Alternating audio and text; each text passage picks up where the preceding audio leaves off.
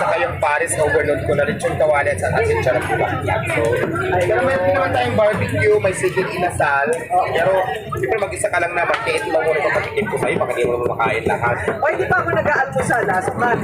Kayang-kaya ko yan. Teka muna, bakit Paris? Paris kasi, Naisip mo, bakit Paris? ano, kasi di ba, Lugaw, ito kasi bago ko nag-start, nakita ko kasi talaga hindi man yung Lucian Paris dati sa mga kalsada. Hindi ba kalsada naman ako galing. So, kaya ito yung naisip ko, i-business. Kasi para mas madali pag Paris yung tininda ko, maras maraming bibili at saka pagkain siya. Okay. So, kung galing ka sa ilalim ng tulay at walang-wala ka, paano ka namuunan? Ayan, ito na nga, nag-start tayo, hindi muna Paris. Nag-start tayo ng 5,000 pesos na ito kung saan, sahod ko ito ng construction worker ako. Ng construction Yes, ka? construction worker ako dati. So ngayon, kaya ako nawala sa pag-construction kasi di ba nag-pandemic, bawal lahat ng mga trabaho. So may naipon akong 5,000 pesos sa sweldo ko. Ayan yung pinuhunan ko ng sigarilyo, soft drinks, na muna yung mga tinda ko dati. Ganyan, tapos yun nga, medyo maging maganda naman at saka naging masinod pa ko yung kitaan doon. So hanggang sa nag-ipon. Tapos may friend din ako na wala ng trabaho kasi dahil sa pandemic, ano naman siya, tigaluto. So dito ko na-adapt yung pagluluto ko sa kanya, tinuruan niya ako. Ayun.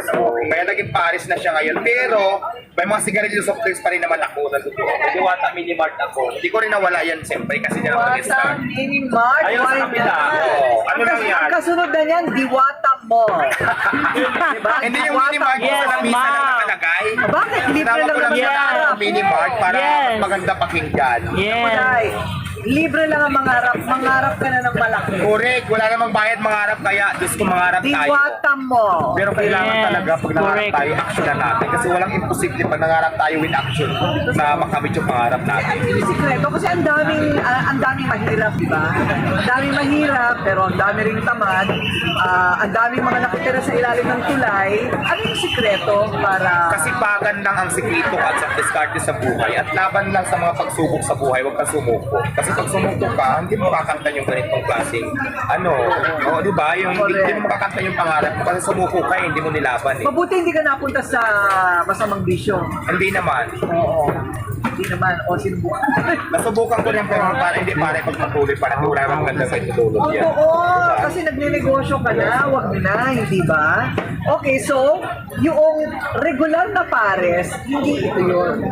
Paano mo naisip na ang rekado mo ay chicharon bulaklak at saka, Lechon kawali. Lechon kawali. So ito na nga, dati kasi beef pares talaga ako with beef mami. Ganun yung tawag dito sa mga pares kanto.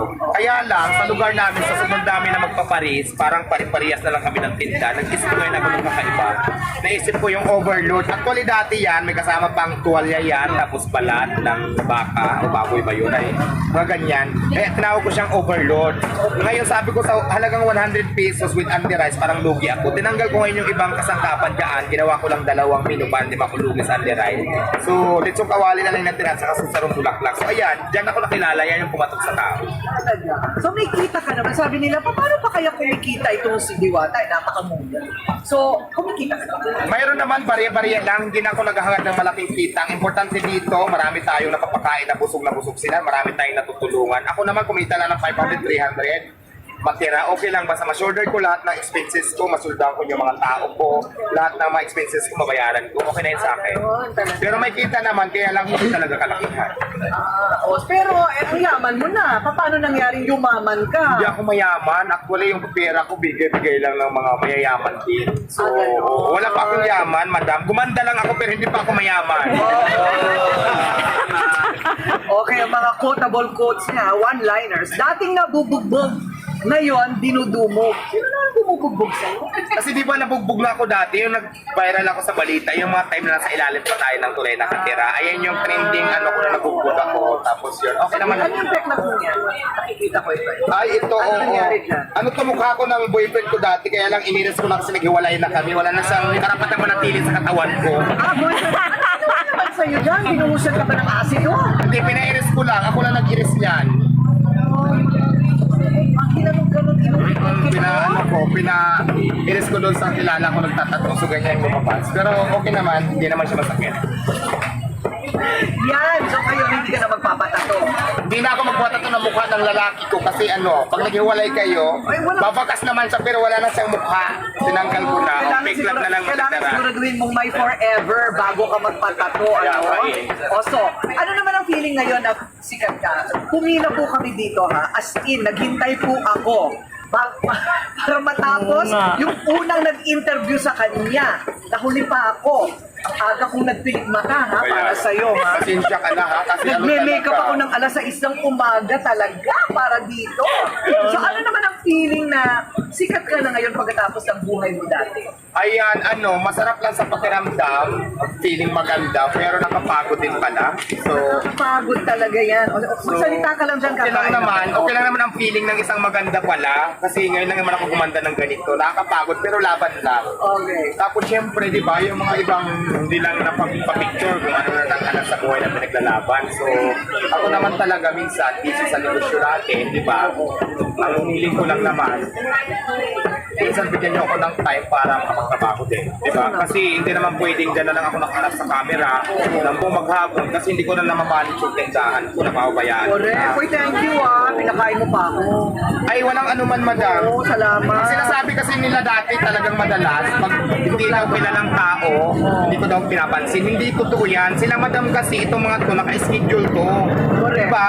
Correct. Katulad ng nauna kanina, naka-schedule yun. So ngayon kung gusto nyo naman ma-interview ko na katulad kila madam, magpa-schedule kayo ng araw. Kasi di ba pagdating nyo dito, biglaan na lang tayo, tapos may ginagawa ako. Tama. Pag sinabi kong mamaya na, galit kayo, masama na ugali, nagbago na, wag naman ganun. Pero kung yun ang gusto nyo, ay hindi ko naman kayo magpipigil doon kasi kayo yan. So, nakakarating sa'yo yung mga pambabash sa'yo na gano'n? Actually, yes. Kasi napapanood ko naman sila sa social media talaga. So, yun lang. Tapos, paano ka pumatol? Pumapatol ka? Minsan, pero pahapyaw lang. Kasi ang importante kasi sa akin, negosyo ko, hindi naman sila eh. Kasi alam mo ba, pag alam kong hindi naman makakatulong sa akin, hindi ko pinapatulan kasi mas focus ako sa negosyo ko. Kasi dati wala namang ganyan eh. Kasi at the end of the day, ako pa rin naman mag-aangat sa sarili ko, hindi naman din sila eh. Kasi imagine mo, nasa ilalim ako ng tulay, yung mga kahirapan ko, wala naman yung mga yan eh. Natulungan ba ako ng mga yan? Hindi naman, para intindi ko sila ngayon. At saka nagsikap ako ngayon, hindi ako nabuhay sa hingi-hingi. Mga sinasabi nyo, pag walang dala, hindi ka entertainin. Nagsikap po ako, tumayo ako sa sarili kong paa para makaangat ng konti sa buhay. Kaya wag niyo sa akin ipamukha na nanghihingi ako sa mga nagbibigay sa akin. Sila lang po yung nagbibigay sa akin, nagpasalamat din naman ako. Pero sasabihin nyo na parang umaasa ko sa inyo, hindi po totoo yan. Alam nyo po kung gaano ko kasipag.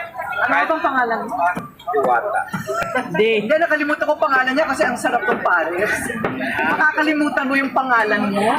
Kasi masarap. Salamat, madam. Diwata nga pala, no? Okay, sige. So, yung bumugbog ba sa'yo? Dapat ako, Emilio. Wala na yun kasi actually yung isa nga nandito na sa akin sa trabaho pang gabi. Di ba, friend ko rin naman yan sila, kasama ko sa ilan ng tulay. Pero okay na yun, sabi ko nga, lesson learned. Lahat ng pagkamali natin sa buhay, sana matutunan namin. Pero muna, yung isa pang binabash sa'yo na binigyan ka ng kotse, binigyan ka ng milyon, anong balak mong gawin doon? Actually,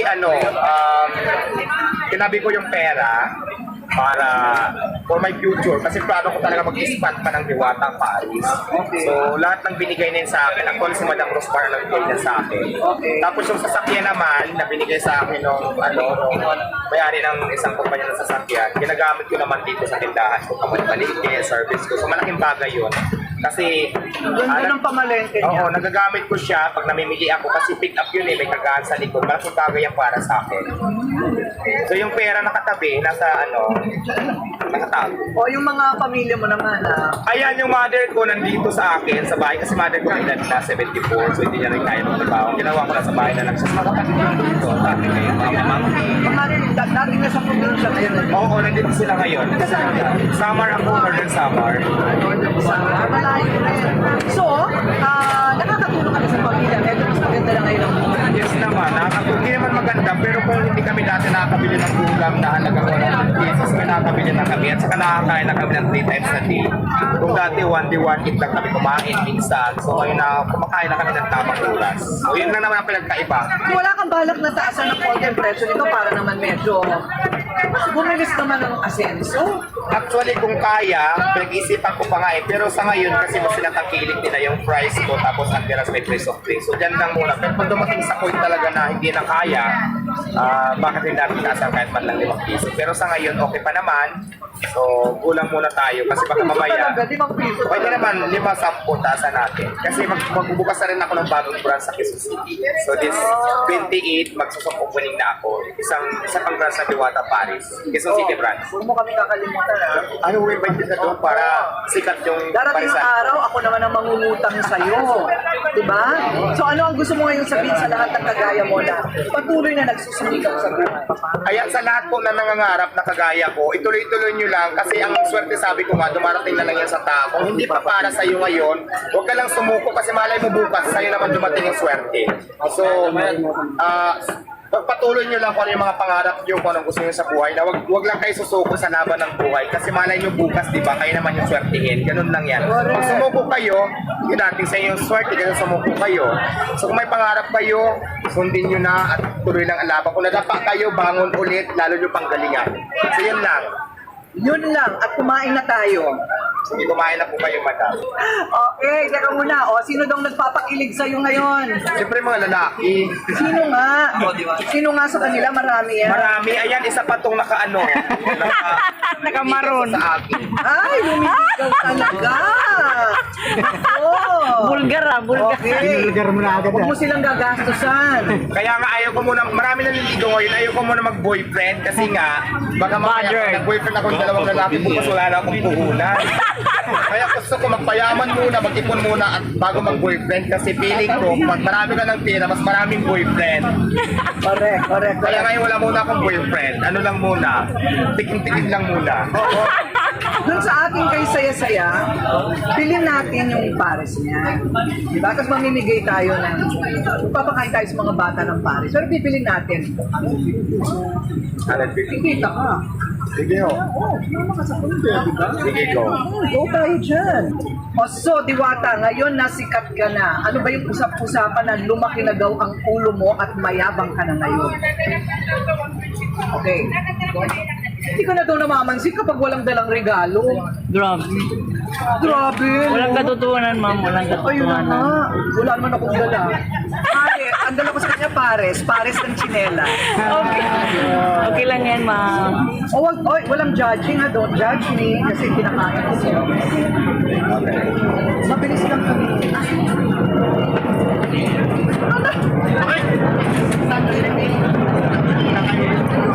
Thank you, madam.